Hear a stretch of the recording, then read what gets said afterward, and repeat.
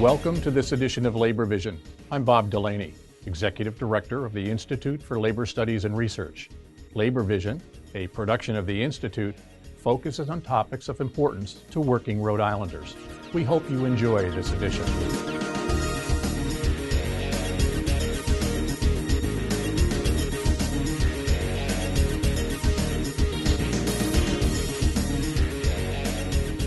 Welcome to this edition of Labor Vision. I'm Bob Delaney.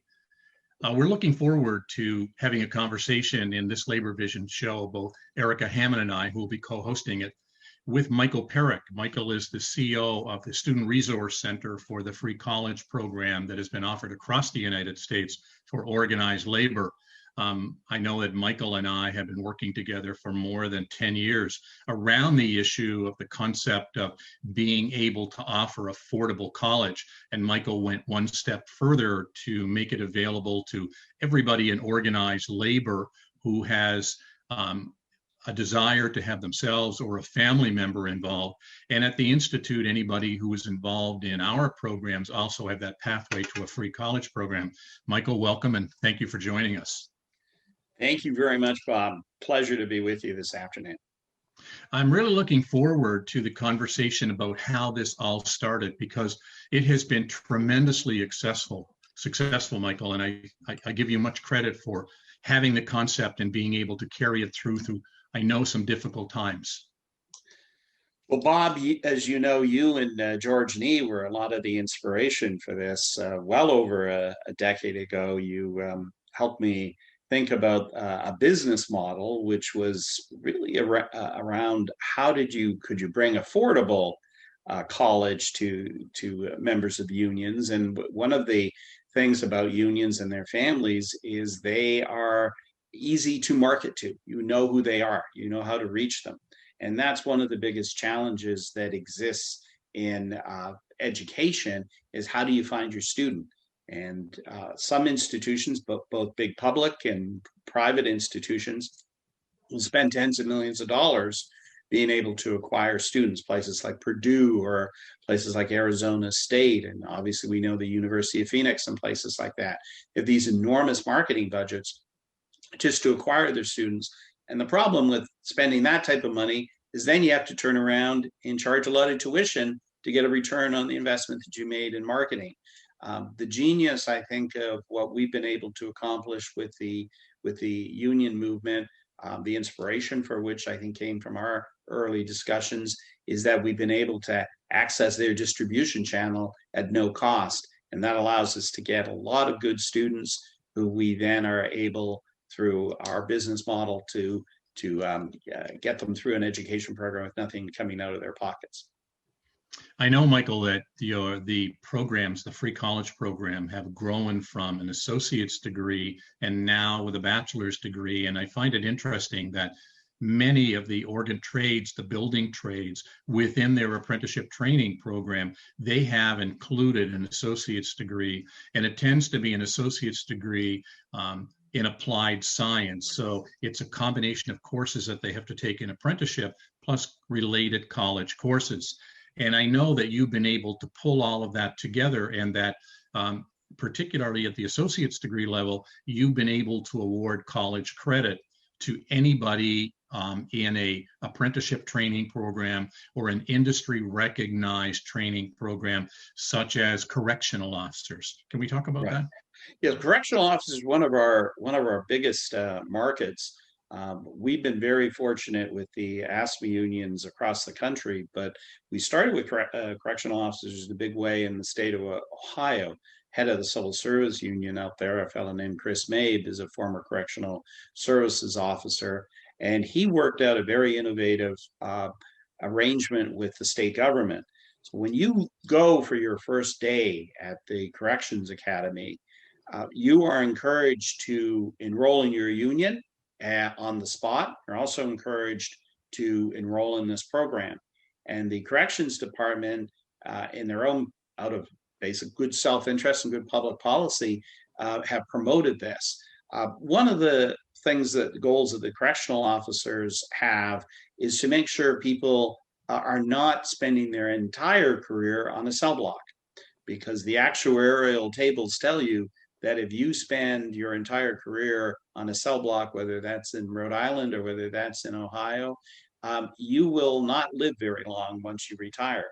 So what they want to do is make sure that they have a trained, skilled, educated workforce where there can be an easy transition into a career, say in the parole service or in community policing, something like that.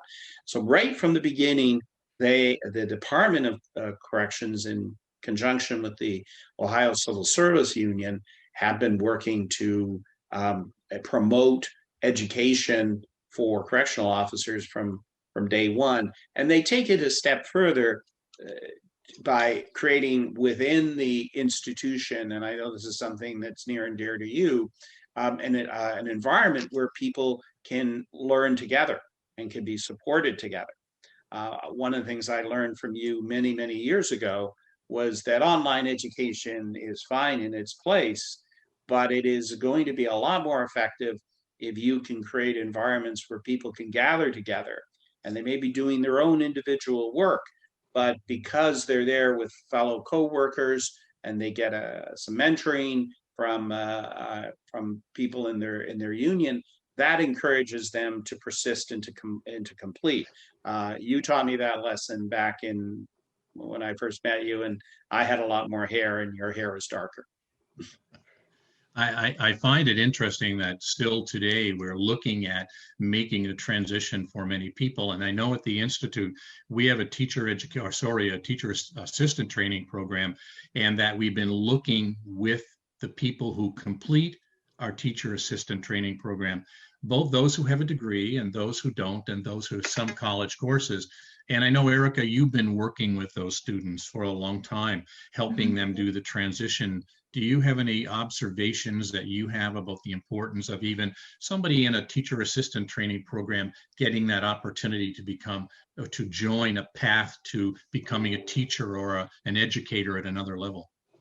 Yeah, absolutely. It seems like when I was helping with our teacher assistant program, a lot of the individuals who would come into the program either as TAs or looking to who have been working as TAs or who are looking to be TAs, sometimes they'll ask, is this a career choice that I can move forward and maybe continue my education? It's also a perfectly great career if you want to stay as a TA, but it is interesting to see how many individuals come in asking how they can then proceed and continue their education. And it's really exciting when we say yes, and if you go through this program at the Institute, you can actually continue this education with us as well at no cost, which is really, really cool and really exciting because it already eliminates an added barrier for these individuals. Because as someone who will be in debt from college for quite some time, it would have been awesome if that barrier was eliminated at the start. Yeah, and I think that's really important. I think that's really important to recognize that one of the more valuable pieces is that you're not carrying a heavy student loan debt for years into the future. It doesn't limit that student loan debt, doesn't limit the kind of things that you can do 10 years out. I think it's really important to recognize too, Michael, that when we talked about it, our teacher assistants can go into an early childhood education program, that we're looking at getting college credit for our TA industry certification, so that there really is this pathway. But talking about the pathway, Michael, how many people are involved in the program, in that pathway? Because I think I'm more amazed every day you tell me how many people are involved. Well, in total right now, we have in the 2-year program 40,000 students. We expect that is going to grow to 42,000 by the time the next session opens next month.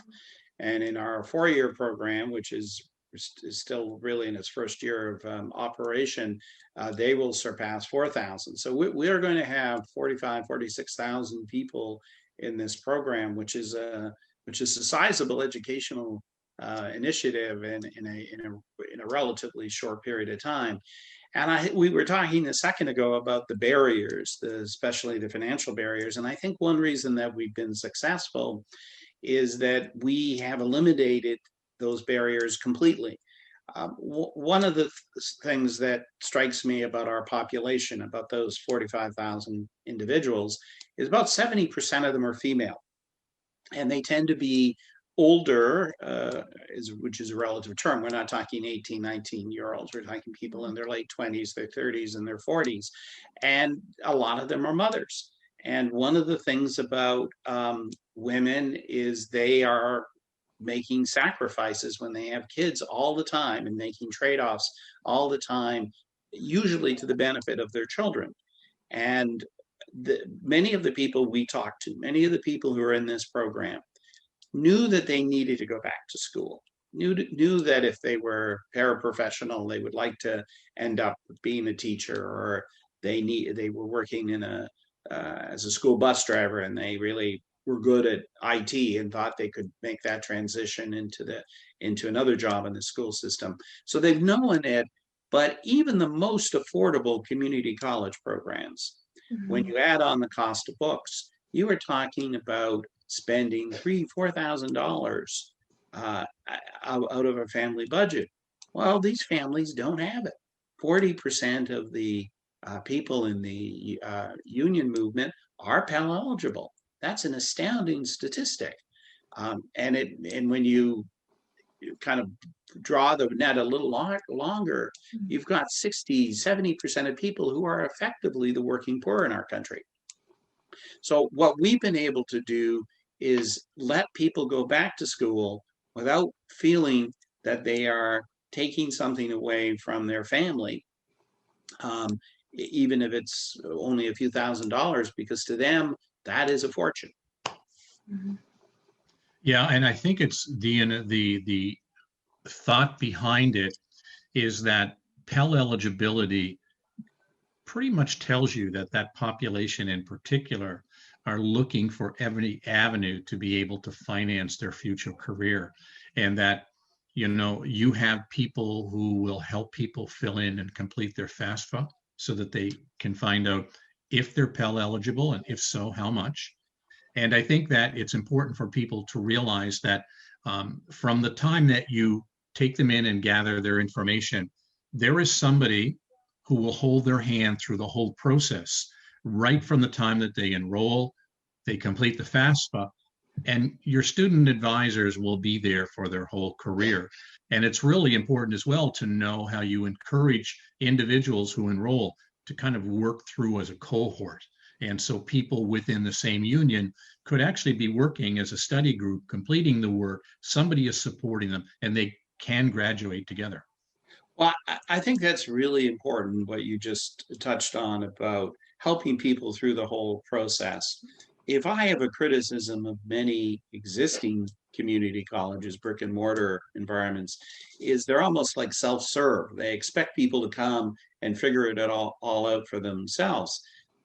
I have friends who are very well educated, but have them tell you the stories of filling out a FAFSA for their kids. It's a complex exercise. Yeah. And I know you know that because of the work you've done in financial aid. So for many people that we serve, just getting through the paperwork of it, learning how to do something, getting high school transcripts, that's not always easy.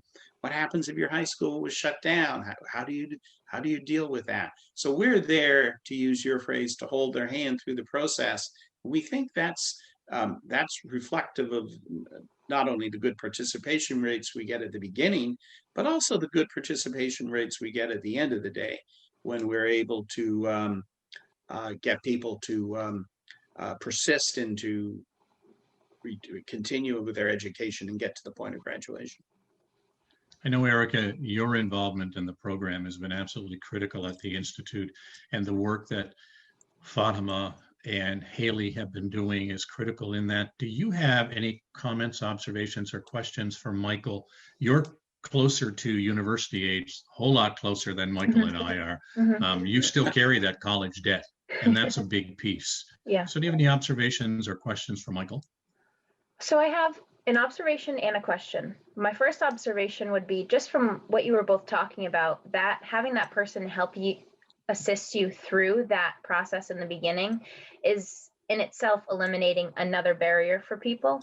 Because with me, even though I still love my advisor from UMass Dartmouth where I went. She was great. She was very helpful, but I didn't see her until I already started going to UMass. So I didn't actually have any help aside from my dad and I trying to figure out how to work through and navigate FAFSA and all of the loan process. And that was hard. And it's frustrating now to look back and say, wow, we did it wrong. And we could have probably helped ourselves out in the future a little bit better had we known better. Because I was the first person that he helped with one of those. So even that is an incredible barrier to be able to eliminate for people. My question would be for individuals who, not necessarily individuals who have come through our program, who we're able to help and show the ropes, but for individuals who are watching this who are union members, what advice would you give them if they were interested in taking part in this, aside from probably reaching out to their union person first? How can they get involved in this? Well, the great thing is that they can talk to, we have folks on probably 18 hours a day who are able to talk to them and share the experiences of other people. So I think the first thing is don't be afraid to ask a question to see if this is the right program for you. Again, don't be afraid to just get started. You don't have to necessarily make a commitment for 4 years of your life, but you can make a commitment to take a course or two and get started. I know this is one of the things, again, we learned from Bob many years ago. Was Bob ran programs to encourage people to take, I believe it was a psychology course, and the purpose was to get people to build up their confidence level that they could succeed with a college course. And that's what we're all about. We're all about trying to build people's confidence level up that they can get started. We're very careful of trying to get people to understand what it means to go back to school, because it is a time commitment. Even though we take the barrier, hopefully, of money away, and hopefully we take the barrier of the complexity of the process away, you're still left with the fact that if you're going to take a couple of courses, you're going to end up staying up an extra hour or two at night to get your work done, or giving up your Sunday afternoon to do that. We want to make sure people understand that and don't get